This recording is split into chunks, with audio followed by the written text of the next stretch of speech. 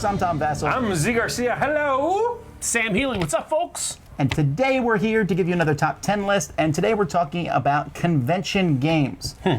Now, these are Yay. games. Now, let's say you go to a convention. We Yes. go to a few. Yes. And you have a chance to play a board game. There are some games that are best at a convention. Sometimes they fit in that convention setting. Sometimes it's because you just really can't get them played anywhere else. So if you, let's say, for example, this won't be on anyone's list, but you really want to play, you know, the North African Campaign game from Richard Berg. Is that your number 10? That takes like 80 hours or something to play. No. But you can see playing it. If you like that kind of game, a convention setting, you can find the players to play it. You You find might people who normally are going to not. want to do that, yes. Yeah, the only other two players in the world. Another thing want I to did do put that. on my list is some games work well in a convention setting if you are big into tournaments. Yes. Like if you want to play something on a competitive level. And I did not do a whole lot of that. Kind of like, Nope. I feel a little bit like Sam on that one, where I just don't find the appeal, really. What I did do, though, is avoid... It was more of a process of elimination for me, where I avoided games that I thought would not go over well with people you are just getting to know, with strangers. You know, I wanted games that I thought would be, you know, in many ways have an epic feel or an epic theme at least, but not necessarily be confrontational enough where it might be, you don't know who you're playing with, it might bother them, you know what I mean? So it was a fine line I tried to balance there, though I did realize making this list, I had a really hard time putting it together. I am not someone who is normally, you know, who is attracted to a specific kind of game because you're at a convention. I don't know. I think you probably had a much easier time putting the list together. I did. I think most of my lists are competitive games, so it's funny that you said that you stayed away from competitive style games. Well, from very confrontational games. Right. Yeah. You're getting three very different lists. Z's number people. 10, the small card game I happen to have in my pocket at that point in time. Whatever I Right? haven't Like, played. Hey! Well, that's true. I did not put that on my list, like new games, Yeah. because that's an obvious thing. Yes. Well, let's see what we did.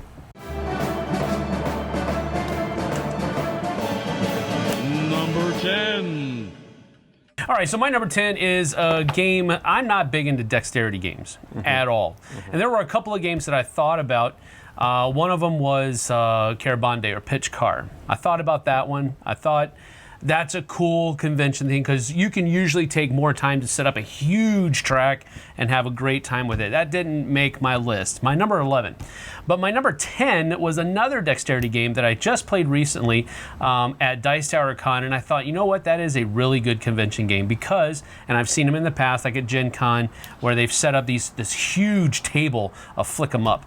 And Flick 'em Up is a great convention game, now that I think about it, because at home, you can set it up even if you have a big table. Now, unless you're like rolling in the dough and all that kind of stuff, you have a larger than life house, then Bread dough. you can, bread dough, right? You can, when you set up a table filled of Flick 'em Up, now you have to worry about the area around the table as well, because people are going to want to walk around and get down and do Small all this other children kind of also, stuff. Their eye line. Yeah. You got to be careful with their eyes. What bad experiences have you had? So, I mean, Flick 'em Up is one of the best places to play Flick 'em Up is at a convention where they have already taken into account all of those different factors, and they provide a huge table with a lot of space around it, and it provides, I think, a better experience than at home with Flick 'em Up. So that was my number 10, Flick 'em Up. Yep. My number 10, that's a good choice.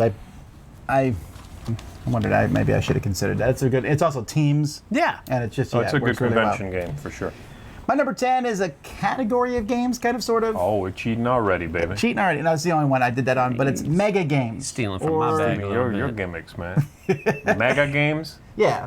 Oh.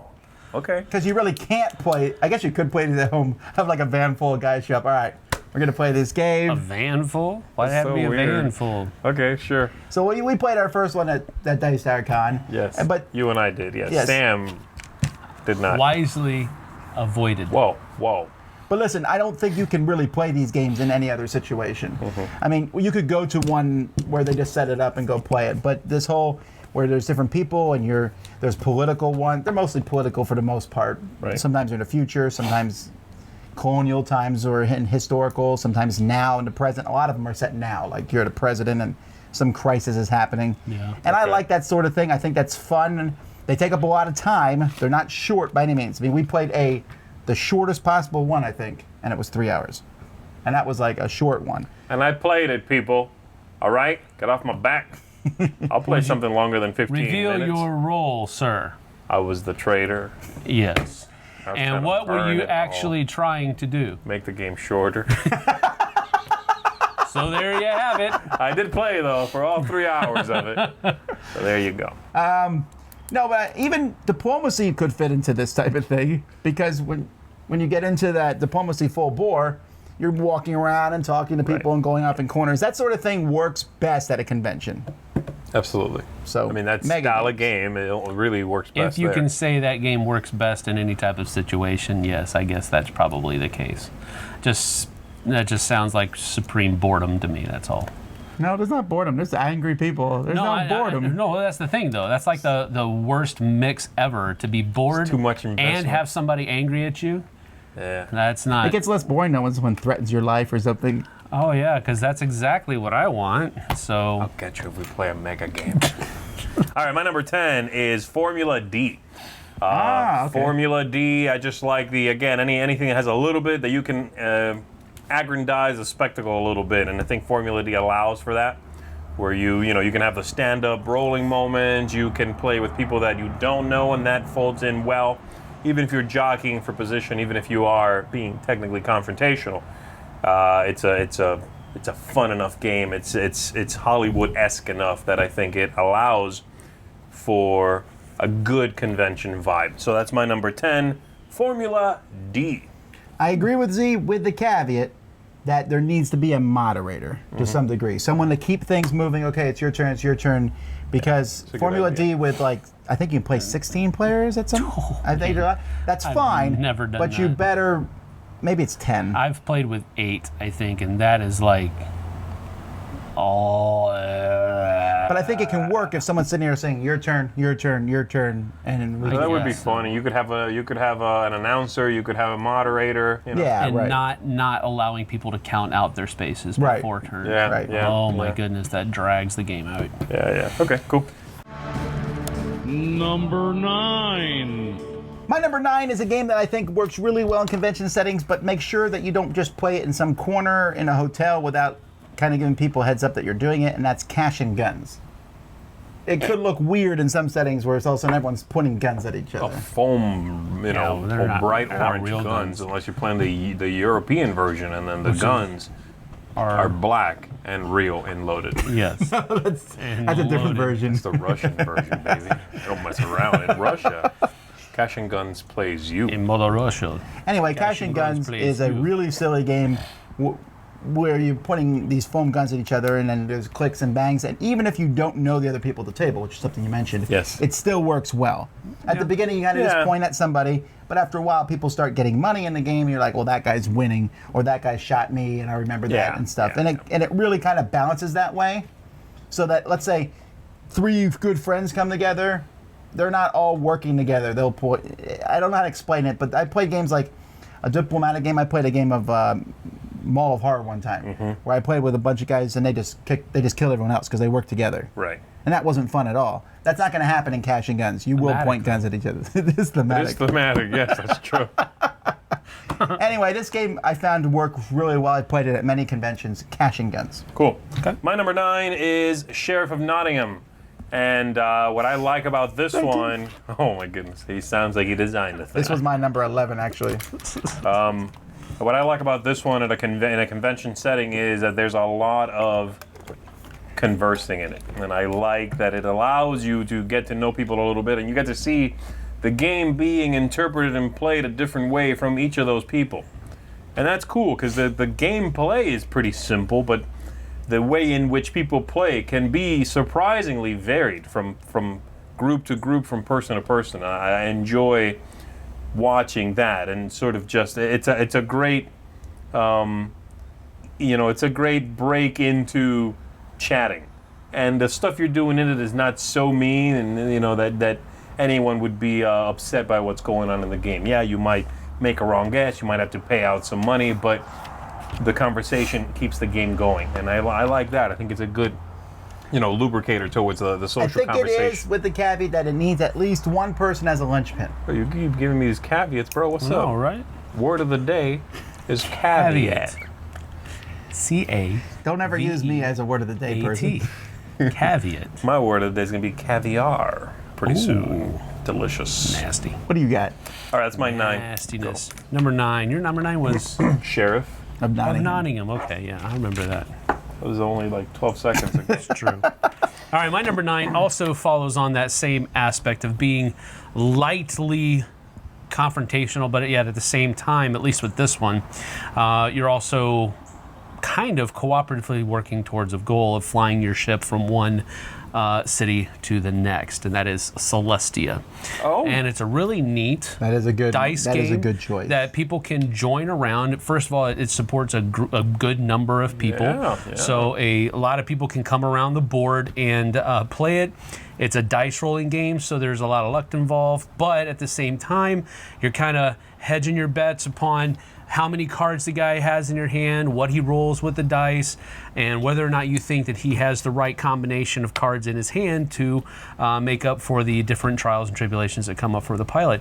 So I really like that. It also works really well with its expansion, A Little Help, because with the expansion, people that are in the boat can help the captain fulfill the necessary responsibilities. Ooh, I have not with played that the caveat being, yeah, see, there you go, that you have to play yours face down before you know what the captain has played. So it's this thing where you want to help out, but you might be helping out with the wrong color, the wrong trial, the wrong tribulation, but you still think, Interesting. well, maybe Yeah, I haven't played maybe he that needs either. help. It's a really neat expansion. It has some other little player powers that come in it It's as a pretty well. small expansion, So, right? yeah, it comes in a little thin pack of cards, basically, that you just throw into everybody else's thing. But it's a really great expansion, great attention-filled, but still lighthearted at the same time. Yeah, and yeah. it supports a good number of people. So Celestia is a great convention game, in my opinion. My number 9. Number 8. All right, my number 8 is a game that I know Tom adores. I would not be surprised if it's higher on his list. This is Heroscape. And Heroscape is a very attractive, very immersive game. But there's a little, if I do say so myself, caveat. And that is that it's a beast to set up. And that often, if you really want to go, expansive with your map, it's gonna sometimes take longer than a game.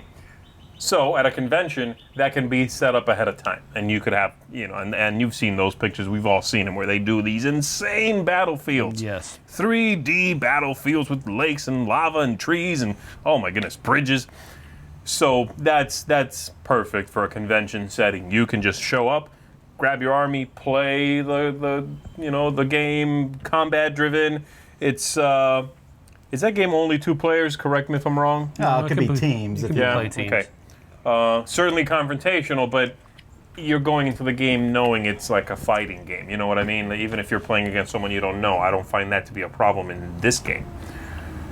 So yeah, I think it works perfectly for that style of gathering. So there you go. That's my number 8 Heroscape Master Set. This is actually not on my list. I really do like wrong with you? Heroscape. I don't know that it works well at a convention because when they do these big, beautiful setups, no one ever touches them at a convention that I've seen. They're like just sitting there. I've seen tournaments of Heroscape before where there's a small and people are playing 2-on-2, but like at BGG, they would set up this huge thing and no one touched it. I actually considered taking up all my stuff to Dice Tower Con and just making this big setup, but then I'm not going to sit and watch it all day, and it's valuable It is terrain. expensive. But you yeah. said no one's going to touch it, so you're fine. Well, maybe they'll be. No, I don't know. Touch some of it. Don't touch it. No, I don't know about that. I'm just saying I think that it would sit there and everyone would say, ooh, and it actually wouldn't get played. Okay. Can't help when people don't play or do play, man. No one's criticizing your choice necessarily. It's a perfect choice. Definitely. I'm sounded changing. like a In fact, that's criticism going to in be my book. number 7 as well. You just go all in. It's everything. This one's so big it took up 2 slots on my list. the rest of my list. Number 7, 6, 5. Heroescape, baby. All right, my number 8 is another lighthearted yet very tension-filled game. And the cool thing about this is that unlike Celestia can take a little bit longer than some of the other games that are on my list when you add more players to it, because you have more people rolling the dice and that type of thing, more people taking turns. But with Resistance, it can hold a lot of people, and it doesn't take very long at all. And it still has that tension, and it's still that lighthearted feeling, and it gives you that idea like Sheriff did, where you can do things you wouldn't normally do to people, like lie to their face. And it's okay to do it in the context of the game. And Resistance has been that way with me. I've played it numerous times at conventions, and it's kind of the one that, and you know, people go play Werewolf at conventions. This is my Werewolf for a convention. If I hear that somebody's getting a Resistance game together, and I have the time to do it, I want to go lie to people, because it's fun. Oh, that's I thought about I had the exact same train of thought, the werewolf thing, and I'm like, okay, maybe the Resistance is the one I'll put on the list. I ended up putting neither one on the list because I find them a little too confrontational, and by that I mean you might rub people the wrong way. You know what I mean? I guess so. Especially in Werewolf, where it's like, hey, you're dead. Out of 30 people, you're dead first. Why? Another thing with Werewolf is that it's possible you could be done in the first round. That's true. You're done. And you sat down for what, 5 minutes to play a game, hoping to spend 15, 20, 30 minutes playing a game, and now you're done, and you're just watching everybody else have fun. And that rubs me the wrong way. Maybe you shouldn't be so mean to get killed in the first minute all the time. But with the Resistance, you're not out. You're still there. You're still voting. You're still effecting a change in the game. Yeah. Whether you're the main character or not, you can still be bantering and talking to people about why you think this team is the wrong team, and there's a whole bunch of different ways you can still be involved, even if you're not one of those main characters in the Resistance. So I think the Resistance is a great convention game, and it also has that lighthearted, tension-filled thing that I'm usually looking for a convention game. So that is my number 8, the Resistance. My number 8 is a party game that I found works incredibly well at conventions. Just came out at Essen, but I think the new version's coming out at Gen Con this year or soon after that, maybe Essen this year, and that's When I Dream. Repos Productions is doing a new version. That's 2 repos in a row, didn't I? Did Cash and Guns and When I Dream. But the original version, I bring with me to conventions because it just works well. Each person, it's kind of a mix of that trader game, like Resistance. Right. And then each person is just saying one word. And I like it because even if you're not outgoing, it's not hard to get into. You simply are giving one-word clues or you're guessing. The only part that's outgoing is at the end you make up a dream that you had. And that's not too hard. And in fact, you can almost drop that part of the game. You can omit that if you really felt uncomfortable with it, Right. I mean, they don't give you a lot of points for doing it. It's kind of just there to add fun. But this game is just so much fun, not just to play, but people stand around and watch. Yeah. Because it's fun to watch the reactions on everybody's faces when Z says a word and I'm like, he's a traitor. But I can't say that out loud because the blindfolded person can't get it. But man, this game is so much fun. Watch my review. I really, really like this game. When I Dream. That's a good one. Number 7. All right, my number 7, Heroescape again. But this time, just lava. No, my number 7 is a little bit like your pick for Celestia, but this is sort of my go-to for this, and that's Diamant or Ink and Gold, whatever. Okay. Very simple, very quick. You can explain the game in 2 minutes, easy. There's a couple of rules in it. It plays 6, so it's a nice group, and the decision making 8 in some games maybe. Yeah, the decision making process is very straightforward. You are just pushing your luck. I think the game is, especially the yellow version that they came out with, is very beautifully made. It's a very captivating theme, and it's the kind of thing that's a great icebreaker when you are first walking into a room filled with people that you may or may not know, that may or may not be comfortable sitting down and playing, a big epic game right away. This is a good one to play first. So that's Diamant, my number 7. All right, my number 7 is taking out the trash. Oh, sorry, a bad joke. Okay, my number 7 is actually. You want to stop and wait? No, let's go. We'll power through. My number 7 is my favorite game of all time, which is Cosmic Encounter. Oh, you like Cosmic? I do like Wow, Cosmic. this is low. Thought this would be much higher. Yeah. Well, yeah, I know Yeah, the trash can. theme. No, Cosmic Encounter. No, I don't know. I mean, I'm picking games I play at conventions, and you know what? At Dice Tower Con, I didn't play it one time. You did it? I did I'm not. surprised. You Which is- Wow. you play Cosmic at a lot of conventions. I do because Mostly because people seek you out for it, right? I assume at this. yes, but it also is one of those games where I don't know, it just works really well. It's easy for me to sit down with a whole group of people and teach them the game, and we all get into it. And I mean, part of that's, I think, because I'm at the table too, Yes, moderating yes. it. Like my game was, Jack Rita had my game this time at Cosmic, and he just kept playing it, but he was doing the same thing, moderating it, teaching people to play the Right, game. right. And I really like that. And so it's one of my most played games at conventions for that reason. The reason it's number 6 or number 7 and not 6 is because these other games I think just work so much better in a convention setting, or I can only get them played in a convention setting. I can play Cosmic anywhere if I have to. In Okay. the bathroom. Laminate everything. Go, just go. All right, is that me now? It is. All right, my number 7 is a game that I have also played a lot at conventions, and I won't say more than anywhere else because we have actually played this a lot on our live marathons. But even Which are that's kinda like conventions. like a convention setting as yeah, well. right. But this is one of those games where each round only takes 8, 9, maybe 10 minutes, and so you can play it multiple times in a 30-hour setting. 30-minute setting. Z's out. Yeah, I don't care what it is now, man. No, it's Spyfall. Spyfall is a really cool yeah. convention game. Not 30 hours. No, you wouldn't play Spyfall for 30 hours straight. 30 minutes straight, yes, you can definitely do that. But I would hate the game after 30 hours. I know, right? I think any game for 30 hours, you'd be done. If that's the only one that you're playing. That's probably true. Yeah. So anyway, Spyfall is really cool because, quite simply, like you were saying earlier, the rules are almost non-existent, That's true. and you simply have to ask a question. You get your roll at the beginning of the game. You know whether or not you're a spy or whether you're a regular person. You're simply asking questions that are veiled enough to keep the spy guessing, but open enough to let everybody else know that you know where we are. Right. And so that's a really cool construct to meet new people in, because you get what they're saying. If you play this more with people, with the same people often, you start to notice their mannerisms, and You start to hear the same you start hearing the questions, same too. questions. Correct. So when you start opening it up to a bunch of people that you never play with, they start coming up on your questions. They use different points of view and all that kind of stuff, and it keeps the game really fresh. So it's a really great convention game in my opinion. That's my number 7 we're on, Spyfall. Number 6.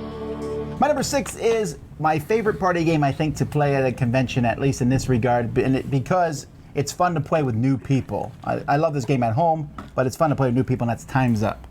And I've really come around from last year saying I would never play this way to come around to the team version. Yeah. The team version that's fun. has really changed, because I thought the 2-player version was amazing. Everyone's on a team of 2 trying to get your opponent, very competitive. Yeah. The team version actually kind of goes away from that competitiveness a little bit and makes it a more fun party game. I think the in a convention. competitiveness is still there. It's just not the microcosm of 2 people. You still have the team. pressure, I will right? never talk to you again. Yeah, exactly. Well, right? that pressure of I do the things, you say the answer. Don't fail me, just you. Right. You know what I mean? Right, yeah. As opposed to a few people guessing, that pressure that's- eases a little that's bit. a lot of But it pressure. also means you can play more often. You are guessing 50% of the time. Right. Rather Yes. than if you're playing like 10 people, then you're only doing it 20% of the time. Yeah. And it's still a fun game to watch. It takes charades. Charades is just a very popular game, right? But gives it kind of a focal point. I really like it. There's a lot of versions of this game out there now. Some celebrities have made versions of this, the name gosh, game and all yeah. that. Well, I mean- but Time's Up is still the best product, I think. It has a good selection of names, and I especially like Title Recall, using the book names and music, and I think that's actually more fun than the people. Yeah, movies, all that stuff. Yeah. So Time's Up. All right, my number 6. You're going last, right? Yeah. Yes. I remember you said that. My number 6 is a game by Gray Fox, and it is a game that I have had a lot of fun with, both at conventions and at home. And it is Deception, Murder in Hong Kong. And it has that same vibe, I think, of that Spyfall has, where there's a lot of discussion going around the table. There's a lot of questions being thrown around, but it's a bit more in depth than Spyfall is. I think Spyfall is a good gateway game at a convention, but then after that game or a few games of Spyfall, a natural, if you wanted to stay in that same vibe, would be Deception, Murder in Hong Kong, I think. I never play the game without the murderer and accomplice and witness, and I never do that. You're probably playing a big enough group where that's ideal. I'm always anyway, playing in a big enough group, and that's one of the focal points of why I chose it for this list, is because at the higher player levels, it really, really does shine. It deadens a little bit when you're not using some of those extra roles that, in my opinion, really should be in there. My favorite role is to be the forensic scientist who's giving all of the clues. But You don't find that frustrating? I Yeah, do, but that's part of the challenge for me, because I want to make sure that I'm giving the best clues possible. And yeah, when people are like saying it's really frustrating when there's a good accomplice in the mix and a good accomplice coupled with a bad witness. Oh, that's really frustrating because the witness is not doing their job while the accomplice is doing their job really well, and pulling attention away from the murderer. So I really enjoy the game. It works tremendously well at conventions. We've had a lot of fun playing this at conventions. So my number 6, Deception, Murder in Hong Kong. Now you put that higher in your list than Resistance, and I agree. I actually think it might replace Resistance for me in many situations. Okay. It gives me almost the same feeling, and I think it's a little bit more fun. Resistance can end in some unfun situations, I think. Yeah.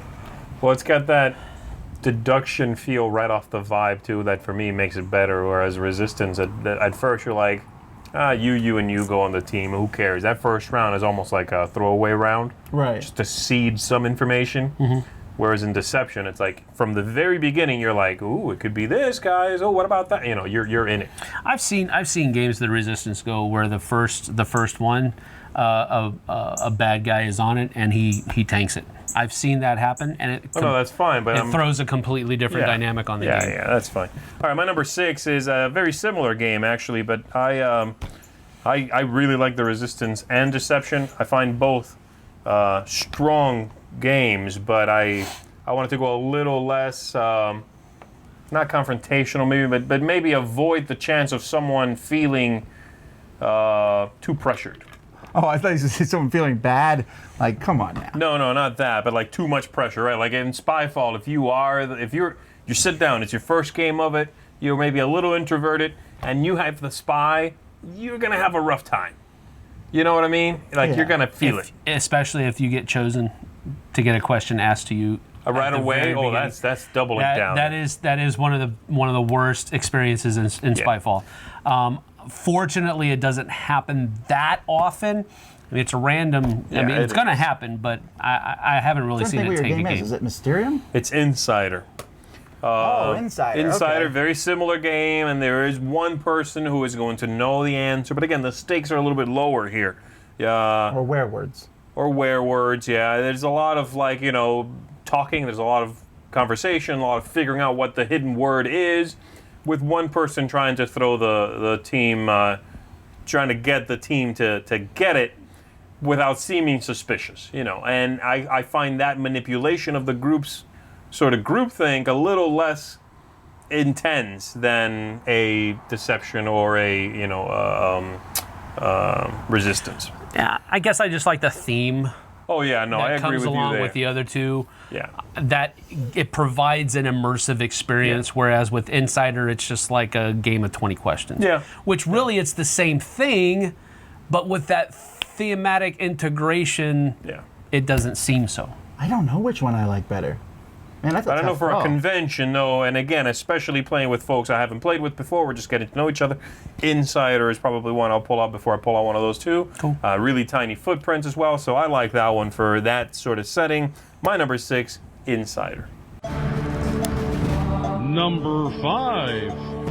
All right, my number 5 is a game that I have played a few times at a convention, but I see how this game is profitable at a convention setting. And that money. this is going to be, no, not that way. Oh. This is going to be somewhat indicative of the rest of the games on my list. And So your bottom 5 is what you're yes, saying. I know. I tried not to do it, but it just naturally did it. Okay, so we got It's rid weird. of the party games. So no, those weren't really party games. Those were kind of games that were kind of that a large number of Social people deduction type could games. all come into the From same. here on out, they're all This solo one games. are the no. I don't play solo games. playing a solo game of this? No, go away. Yeah, no. These are games that are very high on my top 100. First of all. Okay. And they're games that I've played a lot at conventions because usually at a convention, the people who want to play these games are people that have already played them a lot. Okay, I see what you're saying. You Right, understand? and I think that's a great thing. And yeah, Gotcha, and that's a gotcha. great thing to have is they can be longer games, so you don't have to spend so much time, very little time, maybe a little bit of a refresher going over rules. Sure, sure. But now we can just dive into the game, and it's like a really great experience because everybody knows what they're doing right off the bat. My number 5 is Shadows over Camelot. Oh, yeah. Well, Shadows over Camelot. First of all, it just like the rest of the ones on my list. It has a large player count. It can hold up to 8 people. I don't. Maybe at a convention you can do this because everybody will be familiar with it, but I usually don't play with the Murder expansion because it just takes a really mean game and turns it evil. I don't play with it ever, actually. Yeah, I don't ever play Steal with the good cards from it and leave the rest of it in the box. I guess so. That just seems a little cheesy to me, but I mean, I guess. Need all the help I can yeah, get. we all I need may the have help we done can it. get. I need But the help. I've played this at a convention more than a few times, and it's really really fun because there's like hardly any setup time because everybody knows where everything goes, so they're all helping each other set up, and it's just a whole lot of fun because we just other people will come in with different playing styles, and like in my gaming group, if you go to the lake and you start trashing cards, my meter automatically goes up because that's what traders do. They trash all the good cards, throwing it to the Lady of the Lake, trying to get Excalibur, and so that's what traders do. You're a trader. Is he right? Is that what traders do? So that's but somebody might come in know and if I've say ever been the trader that's in an that game." easy one to win. That's an easy one to. We had this on video, you liar. Yes, and In my very I first nailed gaming you on marathon. this. Oh, I don't remember that. Okay. Yeah, I must right. have not It done is very saved well. for posterity. No, you were doing pretty good. It was a roll of the dice. Oh, I remember that now. Picked Yes, you out of the blue. Yes, that's right. Okay. And anyway, really enjoy playing this at conventions. You should give it a whirl. My number 5, Shadows over Camelot. All right, my number 5 is a game that Tom has often played at conventions, or at least taught at conventions and set up. This is Pitch Car. And Pitch Because you're Car, number 11, right? Yes. again, for the same reasons that I listed Heroescape on my top 10 here, it's one that is going to have a lot of setup. It's one that's going to have a large footprint, but this is higher because it's much more welcoming. You can play with just about anybody, and it plays a crowd, whereas Heroescape you play 2, or like Tom said, teams of 2. Yeah. So this is a great icebreaker as well. This is a good one to run a little tournament of. Anybody can show up. There's not a lot of pressure on you if you're not comfortable in a crowd. All you got to do is go out there, flick your little car. If it goes off the track, people are going to have a good time and laugh about it.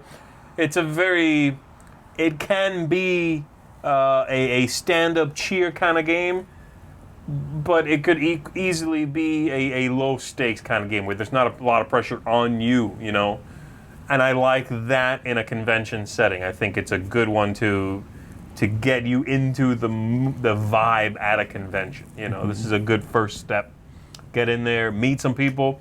You might, once that's done, with the few folks you've been chatting, go and play another game. And I think it's a good way into it. If you're a little uncomfortable with the crowds, So my number 5, Pitch Car. One of the reasons that it actually left my list, it wasn't included on my list, and I chose Flick 'em Up instead, is because of the pressure that I've personally felt playing in those larger sessions. Yeah, we've played it at like Cool Stuff. Yeah. When we had those gaming days, stuff like that. You feel pressure? Yeah. I don't care. It's Because like, what? I know. Who cares? That's true, but I don't know. It just has that. It's a race, and it has that competitive feel to it already. And on top of that, you're taking your turn alone, and everybody is watching you. And when there's like 15, 20 people on the track, Okay. But that's the good like, news is if you that mess up, they weighs heavy. cheer. Exactly. That's the pressure. Yeah, but you know what I love about the game is that when someone's in last place and they're doing poorly and they finally make a good shot, I know, it's like, everyone's like, Yeah. oh, It just good seems to job. me every time I've seen it being played, everybody's the camaraderie there, which Yeah. you wouldn't expect. We're all facing against each other, but people would rather see an awesome shot than win. It feels like I to guess, me. yeah. You know what I mean? And I like that. So My number 5, I suspect, might be higher in Sam's list. I don't know, but this game I only it is. play at conventions, pretty much, or at live marathons, which again is a convention thing, and that's Memoir 44 Overlord scenario, because that is 4 on 4. Memoir 44, you can play anywhere. Will you stop with the eyes? I can't talk. Memoir 44 is a great game. Sam and me both really like it. I think you even He grudgingly likes say it. it's okay. He likes it too. I love it. What's You great about don't it is love it's it. fast. You can set it up. You can play it anywhere. But the 4 versus 4 Overlord thing, that's a lot harder to pull together. You have to actually plan for that to happen. At a convention, it's a lot easier, and there's more room. It's like almost a spectator thing. People come by and be like, what's going on? You're involved much of the time, and it feels like you're playing these big grand war games Right. that those guys are pushing the piles of chits around. Yeah, And they're spending exactly. hours and hours, and you're spending 2 hours playing what gives that same grandiose experience. Right. Love it. Memoir 44 Overlord. Yeah. You know what? I was talking to Richard Borg at Dice Tower Con, and he said they are coming out with the Revolutionary War. Yeah, I heard that. Set for the Command and Color system. It's Who's gonna be doing that? It's going to be blocks, though. It's not going to be miniatures. You don't like blocks, though. I don't know, but I love the Revolutionary War, so I will give it a try. But anyway, that was for free. Number 4. All right, so my number 4, and really from here on out, these are games that really just take a long time to play. And okay. Here they're we hard go. to get to Here the we go. table. I know what his number 1 is. On normal situations, actually, you might be surprised. It's his number 2, actually. So my number 4 is Twilight Imperium 3rd Edition, Whoa, which you probably thought was my number 1. Bro, you just messed with But all our it lists. isn't. My number I'm 4 scrambling these. is TI3. Now, the reason I think that this is a great convention game is for the same reason, and even more so, as I said, for Shadows over Camelot. When you come to a convention and you play this game, they know how to play it. There's no teaching. You just set up and go. You even have time in a convention setting to do a... To finish. Shut up. To do a setup, to do the setup the way it's supposed to be done, where everybody takes 3 of their 3 things and they okay. each choose where those planets are going to go. So you actually have the time to do that in a convention setting that you probably wouldn't normally do if you're teaching people how to play the game, which is usually how it's going to be at home, because you want to take that time to teach them how to play the game instead of set up the board. So it's really, really fun in a convention setting because everybody has, is on the skinny. They know what's going on. They know what's happening. And so it's just a very enjoyable experience. And yes, because everybody knows what's going on, it is a long game mostly, but because everybody knows what's going on, it usually goes a lot faster. So you can get a 5-player game done in about 4 hours. All I know is that whenever you play at a convention, you seem to be pretty happy when it's over. Very, very much so, because it's, I mean, When again, it's over? Or? No, but I mean, when it's finished, he's like, yeah, I just played a great game. Yeah, You always have that exactly. Well, feeling. you're also going to get, like you're saying, if you are playing with people who know how to play, you are getting opponents that know what they're doing, right? Correct. They're not learning. That's always Correct. going to give you a little different of an experience. You know, makes sense. right, absolutely. So my number 4, TI3. My number 4 had to make the list because we play it at every convention except maybe a few, or we run it, and that's Wits and Wagers. There is no way I could not put this on the list. I mean, Wits and Wagers. I didn't put it on my list. Well, I know, but but for me though, I love this. The thing is, I don't think I've ever played Wits like for the last decade. I have not played it outside a convention. Well, you technically haven't played it at the conventions either. You're running it.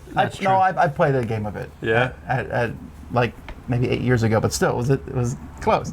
8 years. I put it on my list, also at number 4, so we're having the same number 4 here.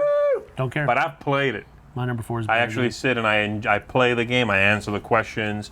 I guess quite erroneously. Yeah, you did pretty bad at Dice Tower. No, you be quiet, because you were now playing. You were just Didn't you running. automatic? Didn't you win though? That's Didn't your right, team son. Win? No, we didn't win. The audience team won. No, we won. No, you did not. Yes, My you did. team The won at last- Dice Tower Con. On the they- last question, we yes. went big or go home. You went all in we on the last nailed question. It. Oh no, the crowd team got the zeros. Quadrupled our score. We were bleeding chips the entire game. It was funny. But it works so well in this game show type setting. Yes.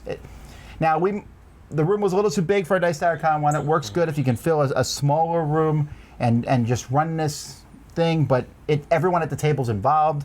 They're all talking to each other. And the information if you're playing the game, or if someone does a good job putting a question together, is varied. So it might be about movies, and Z might know about movies, and then they talk about history, and I'm like, oh, I know this. And I like that. It's not one super smart person. That's the one biggest flaw of a trivia game is that one guy who you don't want to play with. Right. And so, but Wits and Wagers, I can bet on that guy. The biggest flaw for me of any trivia game is that you know it or you don't know it. That's it. Right? You hear the answer and you go, I don't know. That's it. That game, that question is done. In Wits and Wagers, you can guess. Right? Yeah. You can get close.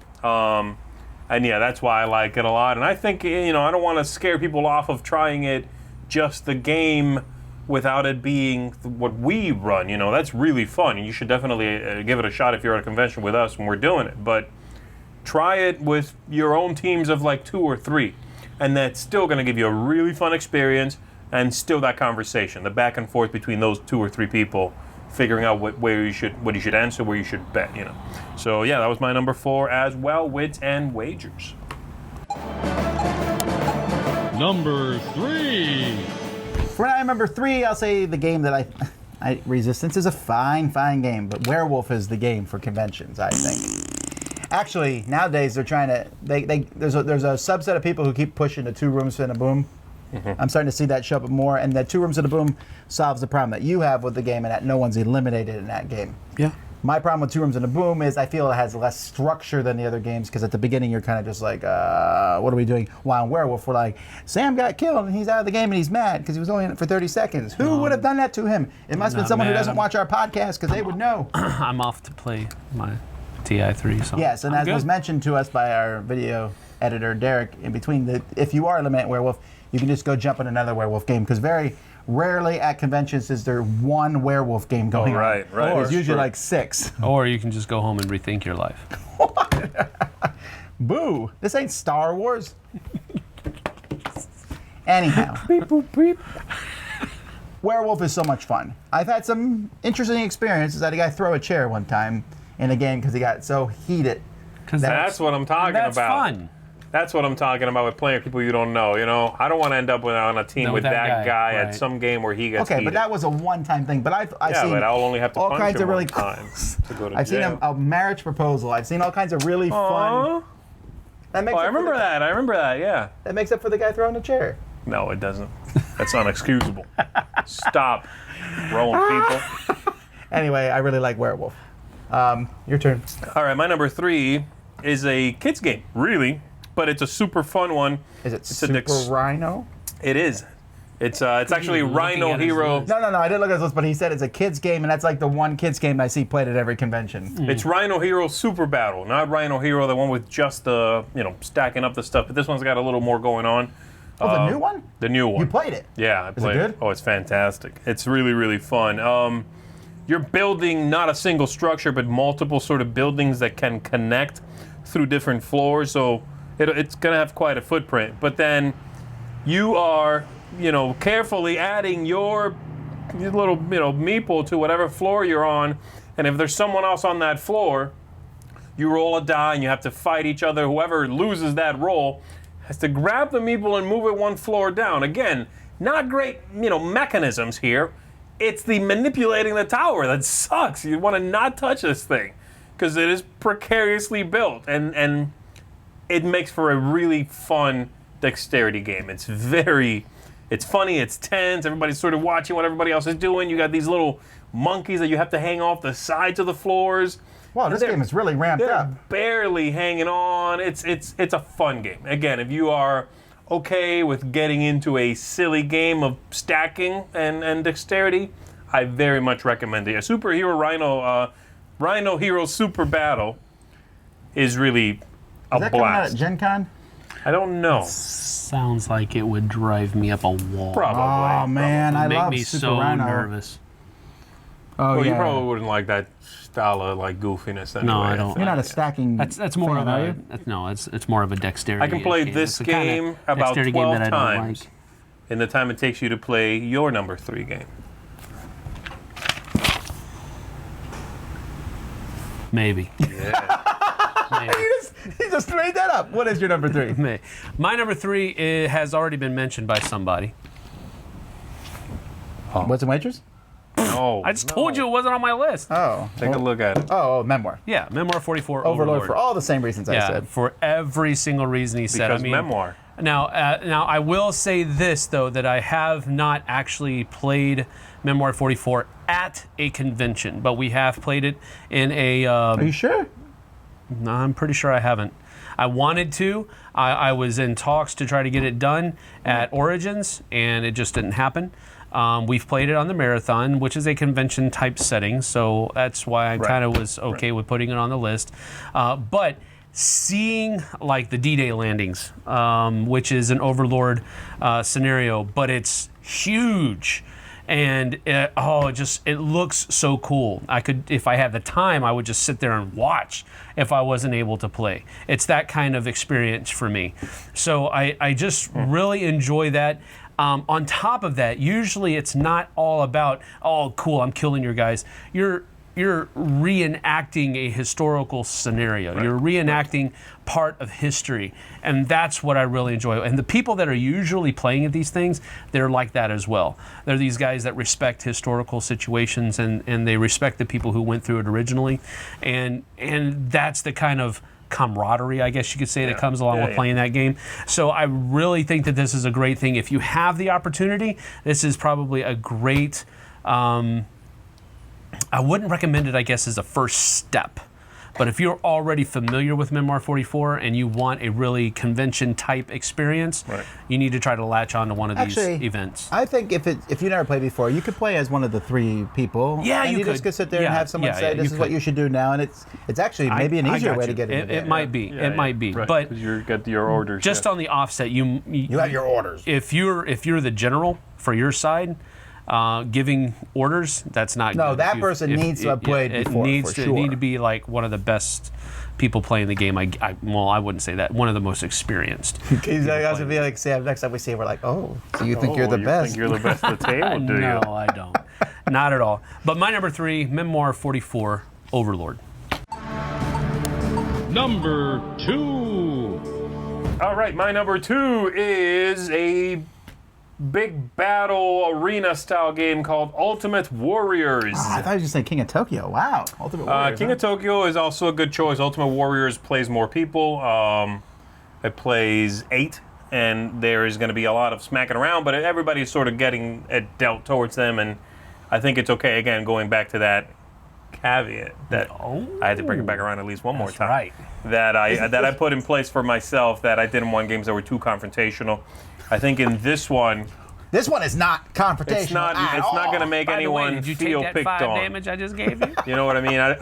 It seems to me like it's not going to make anyone feel picked on. Because the game even encourages you smacking someone else because you're going to take that first token, which is better, right? Which is why. So I think that it's the one that you should not play if you hate confrontation, but you are also going to be okay, in my opinion, if you don't know each other. But what about the fact that if you play an 8-player game of this, there is almost definitely going to be player elimination? Yeah, I'm okay with that. Whatever, go Okay. do something else. So I enjoy it. I think it's interesting. It's got some card-driven stuff. It's got a really nice theme. It's attractive. It's splashy. The board kind of built up to look like an arena. It's an eye catcher, you know. It's certainly nothing like an epic, you know, table of Heroescape, but for just a game you can set on a table like this and play, I enjoy I it. have noticed that he keeps comparing all his games to Heroescape. I told you every game was going to be a veiled Heroescape. My number one, Heroescape. With the caveat We'll get to being that. that is not actually Heroescape. No. All right, what's your number 2? That's my two Ultimate Warriors. Wow, so if you said TI3 is 4, I'm all thrown off here. This is going to be Battlestar Galactica.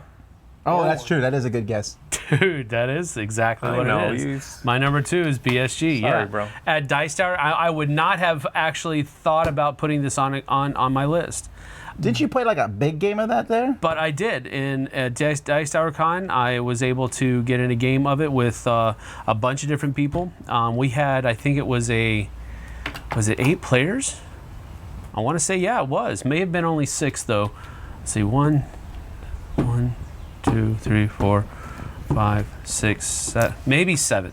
Anywhere, somewhere between 6 and 8. And it was a great time. It only took us about 2.5 hours. Really? Yeah, because people knew what they were doing. It was going on at a good clip. The guy that was running the game was very good about, okay, it's your turn.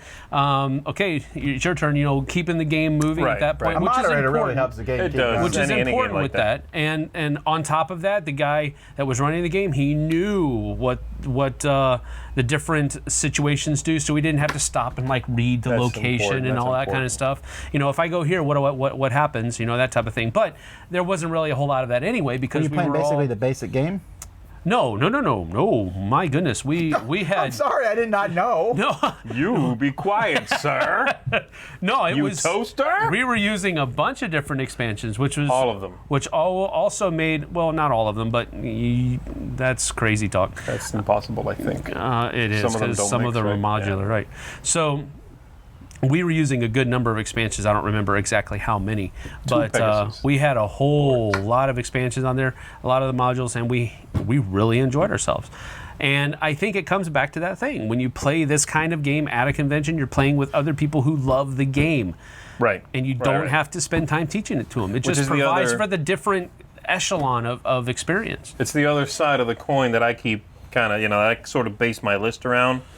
That's the other side of that coin, where you go to a convention to play a game that people very much know how to play. Right. And you're not looking for ease of play or ease of learning. You are looking for the people that really love the game you love, and you don't have to teach it. Again, Yeah. I'm sort of working on the other side of that, which is not doing that, Right. making it easy for people to get into. Right. But you're right, absolutely. Any game you adore and it's not that easy, conventions is the place to get them played. People are going to know how to play. Exactly. So that's my number 2, BSG.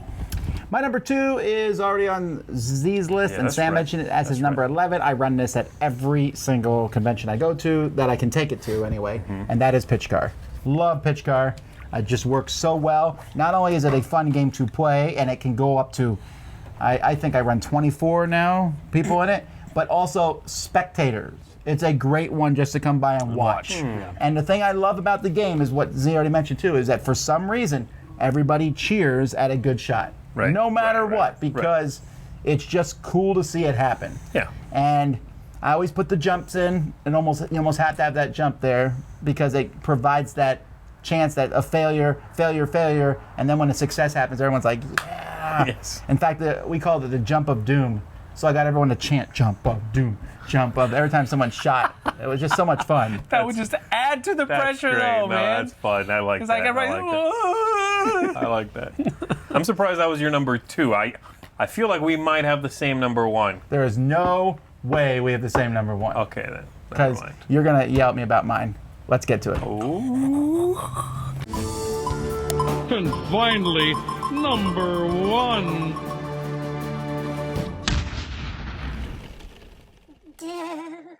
All right, here we go. Rolling the dice. Dice of evil. 19. How do you beat a 19, See, bro? With a 20? Watch. Oh, yes, it makes sense. Or a 2. I'll roll the 0 for you. I'm going to roll again. Why? You rolled a 2.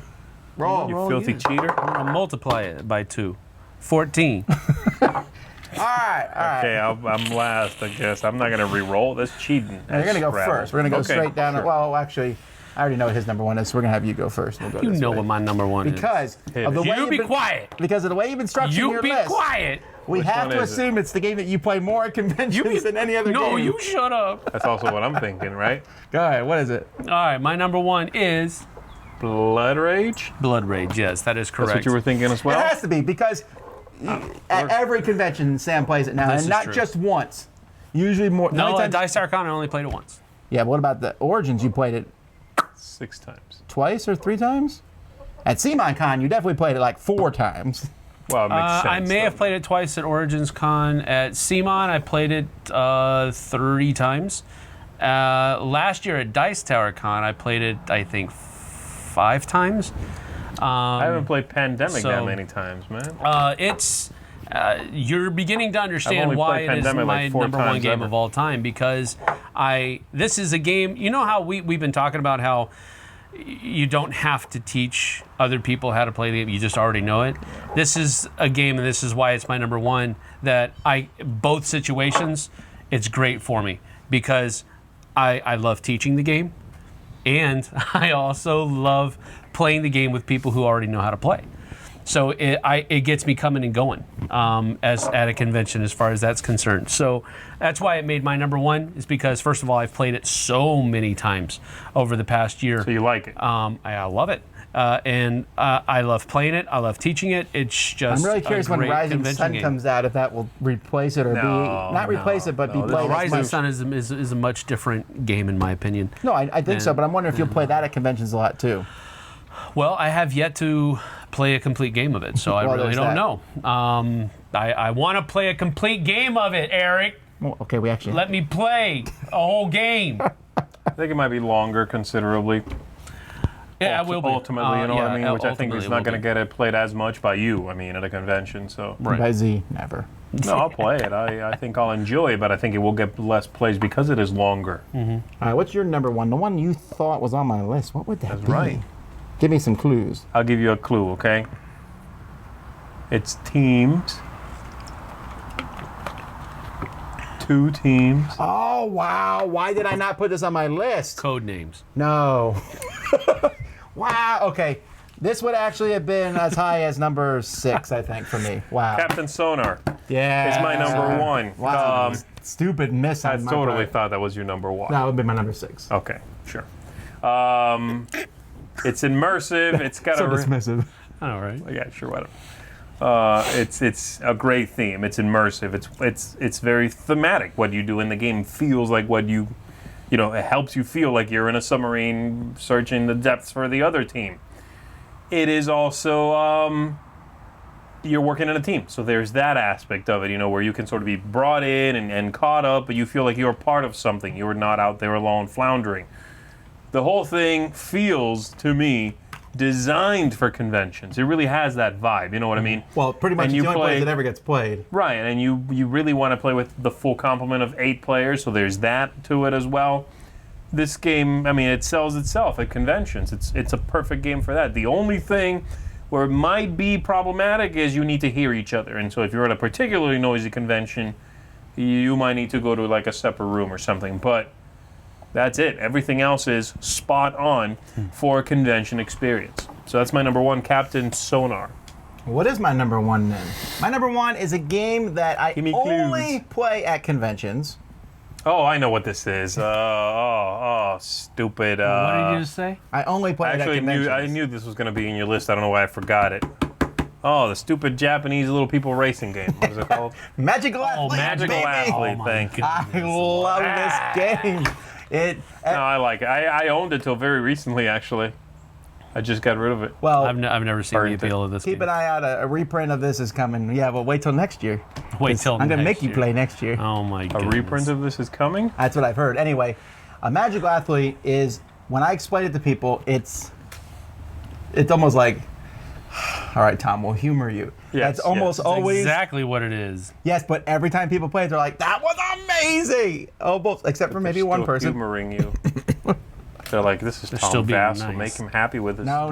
Robert Geislinger is now evangelizing on my behalf too. He's out there teaching it I've too. enjoyed the game a lot. I'm just messing around. It's basically just roll die, move around first person to get their wins. But then each person has different powers, and so Sounds you use your amazing. power and you're messing with the other people. It's funny.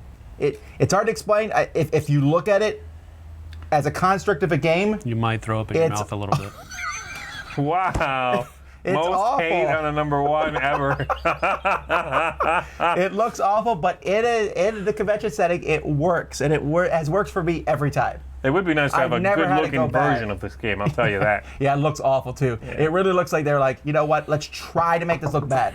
They're like, let's go out of our way to make Achievement this look unlocked. bad. Yeah. Well, it came out from. Ka-ding. It's a Japanese design, and it came out before these games were getting revamped when they came out in the States or by another publisher. So yeah, it's got that funky, It does. Yeah, and Z-Man underwhelming just kind of look said to it. they just printed Yeah, it. it's They didn't put any effort underwhelming into looking, it. but it is a But I fun did game. manage to make my copy look worse.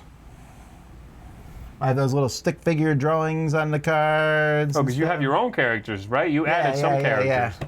Love the game. Super fun. So that's my favorite No, Magical Athlete. That's a good one. Tell us what your favorites are in the comments below. What games do you only get to play at a convention, or you think works really well in a convention setting because of it's your favorite, or because you play with people who already know how to play, or because you're playing with new people and so it's a good game? I mean, there's really a lot of criteria here, which is why I'm surprised you said you had a hard time making a list, because there's a lot of games that fit these criterias, I think. Yeah, but there's not a lot of games where I would not consider playing at home just as well. So I was sort of having a hard time differentiating those two experiences. I see. Yep. Well, maybe you've played these games with us at conventions. There's a good chance of that, really, with the ones that are on the There is. list. That'd be cool. Anyway, until next time, I'm Tom Vassell. I'm Z Garcia. Thanks, everybody. Sam Healy. See you guys on the flip side.